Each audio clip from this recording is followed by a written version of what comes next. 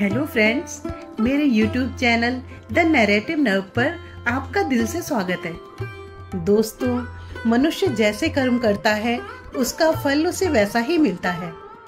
कुछ लोग सोचते हैं कि चाहे वो कोई भी कर्म कर ले, उनका कोई कुछ नहीं बिगाड़ सकता, लेकिन ये उनकी अज्ञानता होती है। वो ये नहीं जानते कि कर्मों का फल तो हर हाल में भुगतना ही पड़ता है। दोस्तों, आज की स्टोरी में हम ये जानेंगे कि मनुष्य को अपने पूर्व जन्म का कर्ज किस तरह चुकाना पड़ता है। दोस्तों, इस कहानी को पूरा सुने। इसे सुनने मात्र से आपके जीवन में सुख समृद्धि और धन की वर्षा होगी। तो चलिए शुरू करते हैं। एक बार अचानक देवराज इंद्र के हाथी ऐरावत को न जाने क्या जुनून सवार हुआ कि उसने खाना पीना बंद कर दिया। क्रोध के मारे जैसे वो पागल हुआ जा रहा था। महावत ने उसे पुचकारा तो ऐरावत सूंड ऊपर उठाकर चिंघाड़ा। उसने महावत को पकड़ने के लिए सूंड हवा में घुमाई। महावत पहले ही ऐरावत के मिजाज को भांप गया था, इसलिए वो तेजी से पीछे हट गया और भागा भागा देवराज इंद्र के पास आया। इंद्र उस समय कहीं जाने की तैयारी कर रहे थे। उन्होंने पहले ही संदेश भेज दिया था कि ऐरावत को खिला पिला कर लाया जाए। महावत को घबराया देख इंद्र बोले, क्यों, क्या बात है? महावत ने विनम्रता से कहा, प्रभु, ऐरावत अचानक नियंत्रण से बाहर हो गया है। बहुत प्रयत्न करने पर भी वो बस में नहीं आ रहा। इंद्र बोले, ऐसा क्या कारण हो सकता है? आज तक तो ऐसा हुआ नहीं। वैसे भी ऐरावत समुद्र मंथन से प्राप्त रत्नों में से एक है। उसकी उत्पत्ति ही हमारे लिए हुई है। उसके आहार पानी में कोई कमी तो नहीं रह गई। महावत बोला, देवराज, नित्य नियमानुसार आज भी समय पर उसे आहार पानी दिया गया, मगर उसने छुआ तक नहीं। आप स्वयं चलकर देख लें। ठीक है, मैं स्वयं ही चलता हूँ। ये कहकर इंद्र उठे और ऐरावत को देखने चल पड़े। वहां जाकर उन्होंने देखा कि ऐरावत गुस्से से झूम रहा है। निकट जाकर इंद्र ने स्वयं हाथी को पुचकारा, मगर आश्चर्य, इंद्र को देखकर ऐरावत और भी क्रोध से भर उठा। वो बेकाबू होता जा रहा था। ये देखकर एक देव ने इंद्र से कहा, महाराज, आप स्वयं उसके ऊपर सवारी करें। शायद ये अंकुश से वश में आ जाए। हो सकता है। कहते हुए इंद्र हाथी पर सवार होने को आगे बढ़े, मगर ये क्या? ऐरावत ने सिर हिलाकर इनकार कर दिया। फिर उसे वश में लाने के लिए कई उपाय किए गए, मगर वो वश में ना आ सका। इंद्र परेशान और सभी आश्चर्य में थे। उनकी समझ में नहीं आ रहा था कि आखिर ऐरावत को क्या हुआ है। मुझे भी सवारी के लिए इनकार क्यों कर रहा है? इंद्र इसी चिंता में पड़े थे। उसी समय उनके कानों में नारायण नारायण की शब्द ध्वनि सुनाई दी और वीणा लिए हरि गुणगान करते देवर्षि नारद इंद्र के सामने आ गए। इंद्र ने नारद का अभिनंदन किया। नारद जी ने इंद्र को देखा, फिर हंसकर बोले, किस चिंता में पड़े हैं देवराज? कहीं असुरों ने इंद्रपुरी पर आक्रमण तो नहीं कर दिया, या कोई कौतुक हुआ है? अरे, ये ऐरावत बार बार क्यों चिंघाड़ रहा है? इंद्र ने अपनी व्यथा कथा बताते हुए कहा, हाँ देवऋषि, ऐरावत अस्वस्थ हो गया है, मगर इसकी अस्वस्थता शारीरिक नहीं, मानसिक है। ये स्वर्ग के सारे नियमों को तोड़ मुझे सवारी कराने से इनकार कर रहा है। क्या आप बता सकते हैं ये ऐसा क्यों कर रहा है? नारद बोले, हाँ देवराज, इसे अपने पूर्व जन्म की याद आ गई है। उसी के कारण इसके मन में पुराना द्वेष उभर आया है। इसका विवेक खो गया है। इसकी यही नासमझी इसके क्रोध और आपके दुख का कारण बन रही है। नारद की बात सुनकर इंद्र आश्चर्य से बोले, अच्छा, आखिर ऐसा क्या हुआ? क्या वृत्तांत है इसके पूर्व जन्म का?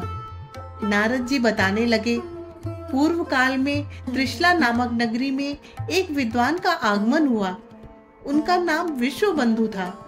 पंडित बंधु धर्मशास्त्र, वेद पुराण आदि के प्रकांड विद्वान थे। उनकी जिह्वा पर जैसे सरस्वती विराजती थी। उनकी वाणी में इतनी मिठास और ओज था कि उनके प्रवचन सुनकर श्रोता मंत्र मुग्ध हो उठते थे। नगरवासी बड़ी संख्या में उनका प्रवचन सुनने आते थे। स्वयं राजा भी नित्य आकर पंडित जी की कथा सुनते थे।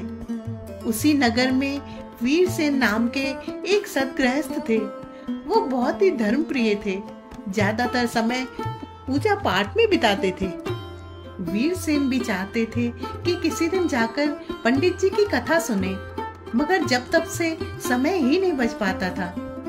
एक दिन पंडित जी के एक चेले ने उनसे कहा, गुरुजी, पूरे नगर में आपकी कथा की चर्चा है।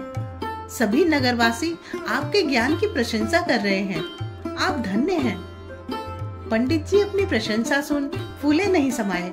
उनके मन में अहंकार कुलाचे मारने लगा। वे गर्व से बोले, क्यों नहीं, मेरे जैसे शास्त्रज्ञ विद्वान की कथा तो अपूर्व होगी ही। फिर मेरी कथा शैली की सरलता तो सभी को आकर्षित करेगी ही। ये सुनकर चेला बोला, आपकी कथा अधूरी ही मानी जाएगी। ऐसी बात है, तब वीरसेन को कल ही बुलवा लेता हूँ। जिसकी कथा सुनने राजा आए, उनकी कथा में वीरसेन आने से कैसे इनकार कर सकता है? पंडित जी ने घमंड से कहा। फिर तुरंत एक दूसरे चेले को वीरसेन के घर भेज दिया। वीरसेन का मन छल प्रपंच से दूर था। उन्होंने आने को कह तो दिया, मगर उस दिन उनका व्रत था। पूजा पाठ में देरी हो गई, इसलिए कथा में ना जा सके। कथा पूरी हुई। चेले ने पंडित जी के कान में कहा, देखा, आपके बुलाने पर भी वीरसेन नहीं आए। लगता है वो आपको विद्वान नहीं मानते। आपको अपनी विद्वता का सिक्का जमाना है तो वीरसेन का सिर झुकना ही होगा। ठीक है, मैं समझ गया। अब कुछ ना कुछ करना ही पड़ेगा। पंडित जी के हृदय में द्वेष की ज्वाला भड़क उठी। कथा में वो रोज ही राग, द्वेष और अभिमान से दूर रहने की दूसरों को शिक्षा देते थे, मगर आज स्वयं उनको भूल गए। बदले की आग में जलते हुए सर्प की तरह फुंकार उठे। अगले दिन कथा पूरी होने पर राजा ने आकर पंडित जी से आग्रह किया, आप कल भोजन के लिए राजमहल को पवित्र करें। ये सुनकर पंडित जी की बाछें खिल उठी।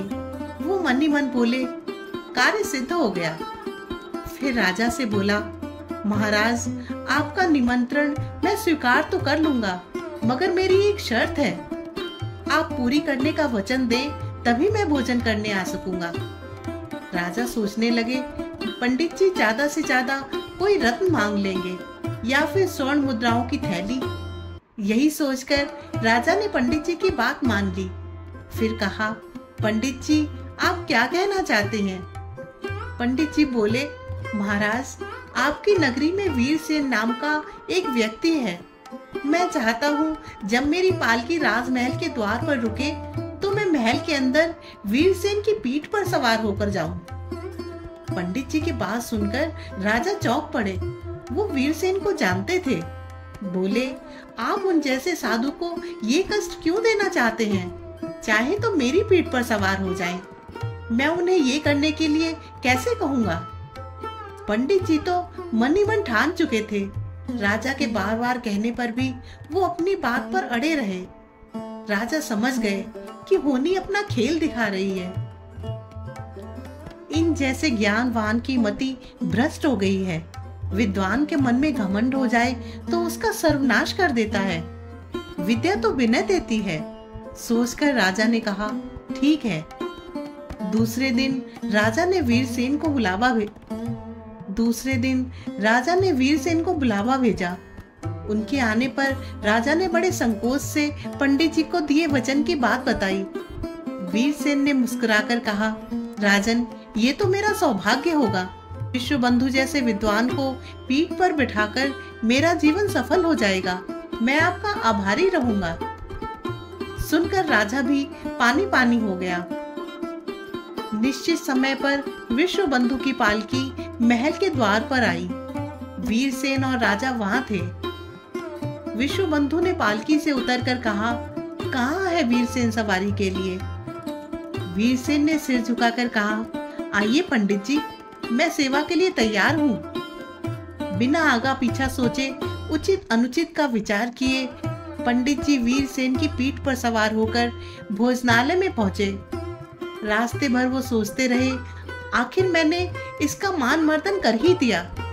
अपनी कहानी समाप्त करते हुए नारद जी बोले, देवराज, विश्वबंधु पंडित को उनकी करनी का फल भुगतना पड़ा। विद्या, ज्ञान और भगवान की कथा का ज्ञाता होने के फलस्वरूप उन्हें मोक्ष का अधिकार होना चाहिए था, किंतु द्वेष और अभिमान ने उनके सारे किए पर पानी फेर दिया। वही पंडित जी ऐरावत हाथी के रूप में आज स्वर्ग का क्षणिक सुख भोग रहे हैं। सद्गुणों के कारण वीरसेन आज स्वर्ग के राजा इंद्र बने हैं। विश्वबंधु ने वीरसेन के ऊपर सवारी की थी, उसका फल भोगने के लिए ये हाथी बनकर आज पूर्व जन्म के वीरसेन इंद्र की सवारी के काम आ रहा है। पूर्व जन्म की बात याद आने पर इसका घमंड फिर जाग उठा है, इसलिए प्रतिकार कर रहा है। आप कहें तो मैं इससे कुछ कहूँ?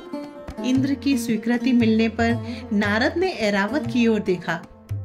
नारद जी ने आगे बढ़कर ऐरावत के कान के पास जाकर कहा, पिछले जन्म में जो किया क्या उसे भूल गए हो? फिर अपने कर्तव्य से मुंह मोड़कर अगले जन्म को बिगाड़ने पर क्यों तुला है? ये सुनना था कि ऐरावत का सारा नशा काफूर हो गया। उसने उछल कूद करना बंद कर दिया, फिर सिर झुकाकर इंद्र की सवारी के लिए तैयार हो गया। इंद्र ने मुस्कुराकर नारद जी की ओर देखा, मगर नारद जी बिना कुछ कहे नारायण हरि कहते कहते अपने रास्ते पर आगे बढ़ गए।